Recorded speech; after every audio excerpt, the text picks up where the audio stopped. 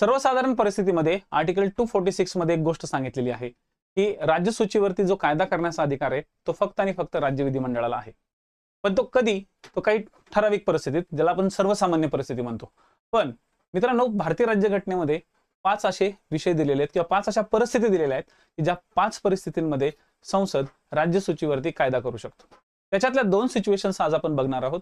तो म्हणजे भाग 11 मध्ये आर्टिकल 253. तर भाग 11 मध्ये आर्टिकल 253 काय म्हणतोय, तर संसद आंतरराष्ट्रीय कराराच्या अंमलबजावणीसाठी राज्य सूचीवरती कोणत्याही विषयावर कायदा करू शकते. जसं आंतरराष्ट्रीय करार म्हणजे कोणता, तो युनायटेड नेशन्सचा जो काही ऍक्ट आहे 1947चा, किंवा हायजॅकिंग ऍक्ट आहे 1982चा. तर अशा रिलेटेड जे काही मोठे मोठे ऍक्ट असतात आंतरराष्ट्रीय पातळीवरती, 1960चा जिनिव्हा कन्व्हेन्शन, या सगळ्या ऍक्ट्स मध्ये, ठीक आहे, या सगळ्या आंतरराष्ट्रीय पातळीवरच्या ऍक्ट्स मध्ये असं सांगितलं जातं की बघा, हे आंतरराष्ट्रीय करार आहे आणि आंतरराष्ट्रीय कराराची अंमलबजावणीसाठी भारत सुद्धा पुढे आहे आणि म्हणूनच भारत राज्य सूचीवरती सुद्धा कायदा इझिली करू शकतो. त्याच्या बाबतीत खूप जास्त डिटेल नाही की हा कायदा किती चालतो, काय चालतो, पण एवढं लक्षात ठेवा की आर्टिकल 253 लक्षात ठेवा.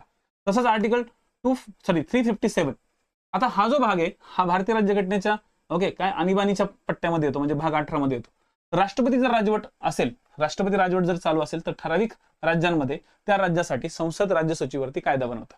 म्हणजे ह्या 2 परिस्थिती इथं तुम्हाला लक्षात ठेवायच्यात. मित्रांनो, हे महत्त्वाच्या गोष्टी आहेत आणि अशाच महत्त्वाच्या विषयांसाठी आणि अशाच महत्त्वाच्या फॅक्टसाठी किरण गुरुजीची आपली जी रँच बॅच नंबर 2 आहे, किरण गुरुजी रँच बॅच नंबर 2 ही नक्की जॉईन करा. ठीक आहे, धन्यवाद.